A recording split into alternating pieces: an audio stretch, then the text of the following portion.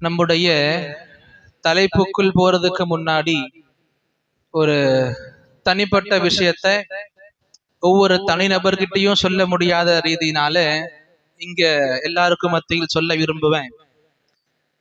ஒரு வாரமாகவே நிறைய phone calls, நிறைய மெசேஜ்கள் எங்கெங்கிறதோ, சென்னைக்குள்ள, சென்னைக்கு வெளியே, தமிழ்நாடுக்குள்ள இருந்து, தமிழ்நாடுக்கு வெளியே இருந்து, இந்தியாக்குள்ள இருந்து, இந்தியாவுக்கு வெளியே இருந்து நிறைய நபர்கள் கால் பண்ணி மெசேஜ் பண்ணி சொல்லிக்கிட்டு இருக்கிறாங்க. என்ன உங்களுக்கும் பிஜி அவங்களுக்கும் வாதமாமே, உங்களுடைய பேச்சுக்கு ஆய்வு பண்ணி ஒரு வீடியோ ரிலீஸ் பண்ணியிருக்காரு.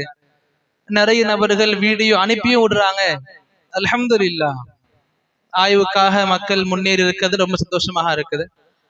அண்ட் அந்த வீடியோ பார்க்கலான்னு போனா 1 மணி நேரத்துக்கு பேச வச்சிருக்காரு. நானே ஜும்மா குத்தா பண்ணிருப்பேன், 40 நிமிஷம் தான் அதனுடைய ஆய்வுன்னு சொல்லி 1 மணி நேரம் பேசியிருப்பாரு.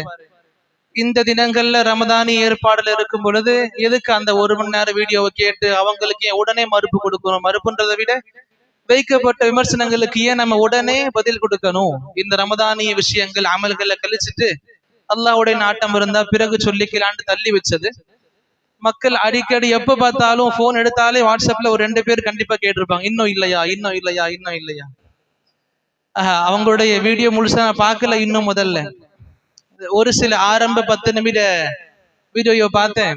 அதுல அவங்க ஆய்வுன்ற பேர்ல ஒண்ணு பண்ணி வச்சிருக்காங்க. அல்ஹம்துலில்லாஹ், அல்லாஹ் அவங்களுக்கும் நேர்வழியை கொடுக்கணும், நம்ம எல்லோருக்கும் அல்லாஹ் தஆலா நேர்வழியை கொடுக்கணும். இன்ஷா அல்லாஹ் ரமதானிய அமல்கள் அமர்வுகள் எல்லாம் முடிஞ்ச பிறகு இன்ஷா அல்லாஹ் அந்த வீடியோ சம்பந்தமான ஒரு செய்தியை கொடுக்க முயற்சி பண்றேன் இன்ஷா அல்லாஹ். அது வரைக்கும் என்னையும் கொஞ்சம் அமல்கள்ல பண்ண விடுங்க. ஜஸாக்குமுல்லாஹு கைரா.